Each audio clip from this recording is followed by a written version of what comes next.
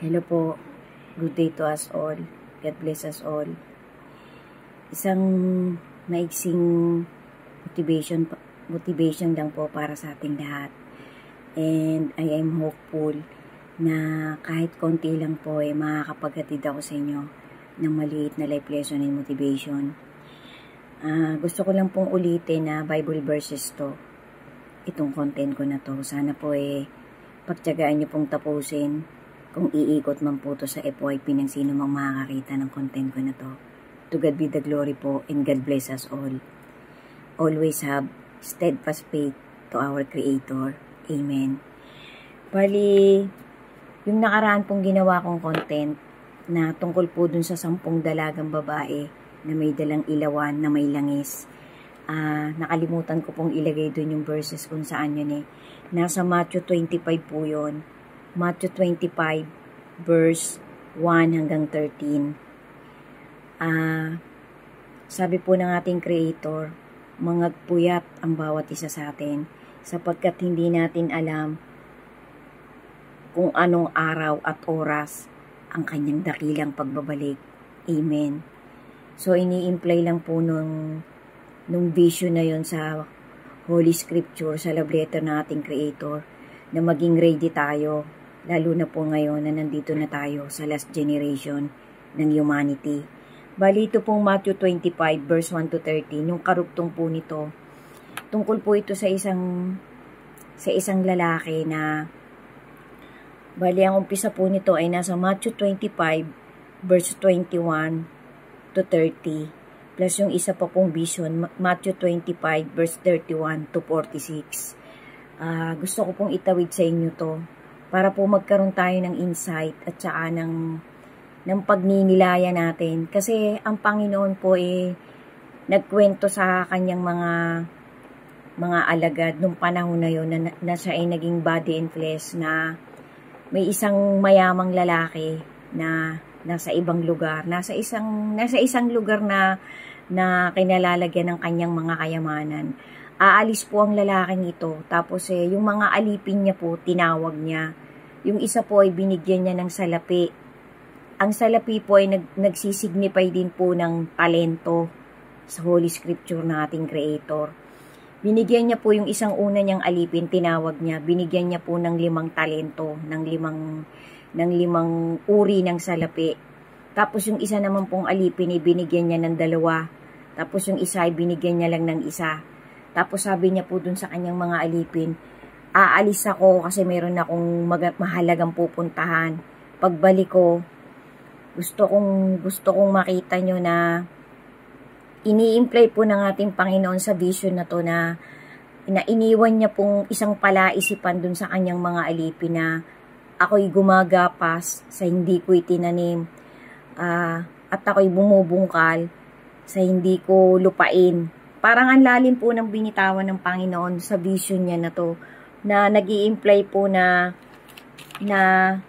kapag tayo binigyan ng Panginoon at pinagkatiwala ng kahit anong bagay na mapapakinabangan natin, nung panahon na yon hanggang sa panahon natin ngayon, tumatawid po ang bawat salita ng ating Creator. So kaya po yan nasusulat sa banal na love letter ng ating Panginoon.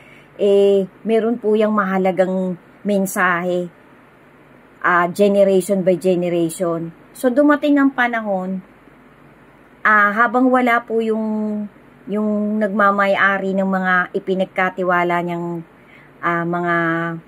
mga kayamanan dun sa kanyang mga alipin. Ito nga pong lalaking mayaman na to. Sabi niya po, sabi po nung isang alipin niya, parang ang ginawa nung alipin niya na yun, pinalago niya po yung binigyan ng 5 talento, ng 5 uri ng salapi. Tapos, ang nangyari po dun sa pag-i-invest nung lalaking yun, lumago po, umani pa siya ng 1 pang 5 pa uling talento. Tapos yung isa naman pong lalaki, umani din po nung 2, kasi yung isa po, 2 lang ang ibinigay. Ginamit niya din po ng tama yung kayamanang ipinagkatiwala sa kanya na nagsisignify nga po sa salapi. Ang salapi po ay nagsisignify din ng talent ng isang human being. Yan po ang vision na nakasulat sa love letter ng ating Panginoon. Tapos yung isa po, isa lang ang ibinigay ng Panginoon. Sa takot po nung pinakahuling alipin ng ating Panginoon dito sa vision na to, na ikinikwento niya nga po sa mga apostol niya, sa mga nakikinig sa kanya nung panahon na yon. Ang ginawa po nung lalaking isa na binigyan lang ng isang talento, naghukay po siya ng lupa, ibinaon niya po dun yung pilak na yun, yung salapi na yun. Kasi nga po para siyang nag-agam-agam natakot siya na kapag ka-invest niya baka malugi siya o whatsoever, kung ano mang agam-agam ang pumasok sa utak niya. So itinago niya lang po, tapos dumating po ang panahon, bumalik na po yung lalaking mayaman na nagsisignify nga po ng ating Panginoon. Tapos sabi niya po, lumapit po yung isang alipin niya.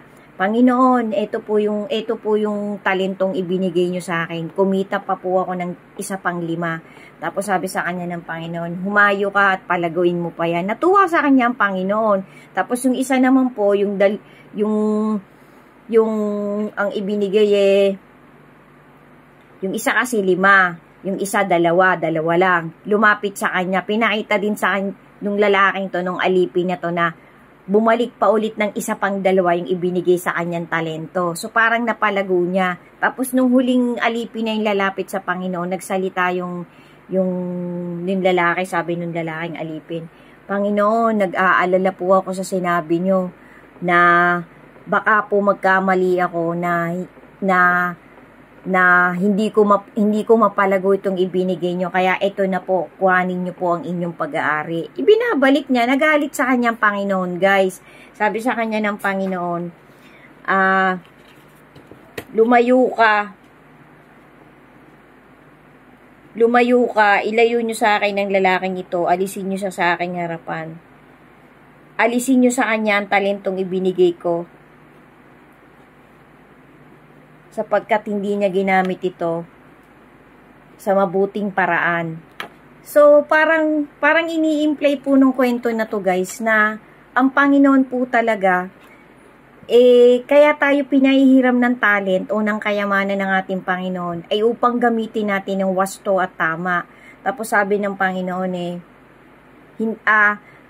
in-imply niya po dun sa mga alipin niya na makinig kayo, kasi ang sino mang meron ay dadagdagan pa ang kanyang pinanghahawakan, at ang sino mang kakaunti ang kanyang hawak ay babawiin pa ito sa kanya. So ang lalim, guys, kasi nga po ini-imply po nung vision na to sa love letter ng ating Panginoon, na ang bawat tao na binibigyan ng Panginoon ng pagkakataong maging masagana, binibigyan niya ng talent, kailangan gagamitin mo yun sa tama. Gagamitin mo para mag-progress ka, para makatulong ka din, para yung ibinigay sa'yo ng Panginoon, maraming mararating, maraming maaabot.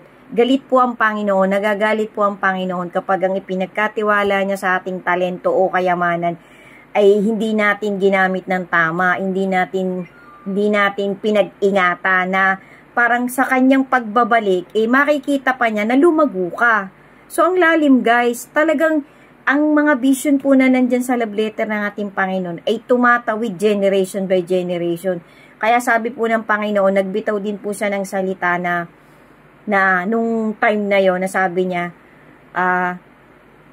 niya dun sa kanyang mga apostol, ang may pakinig ay makinig. Ibig sabihin po, kapag ka talaga tayo nakadinig ng wisdom ng ating Creator, dapat po pagninilayan talaga natin yon. Kasi ang gusto po ng Panginoon, ang bawat creation niya ay magiging kagaya niya. Susundan ng kanyang mga iniwanang halimbawa nung nandito siya, nung naging body and flesh siya, pati po yung ginawa ng mga apostol niya at ng mga propeta niya.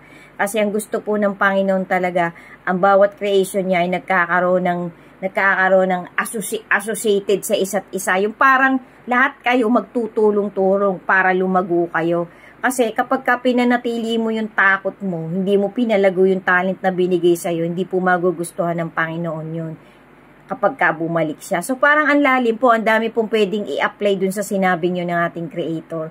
Sana po, guys, nakapagatid ako sa inyo ng maliit na insight and motivation.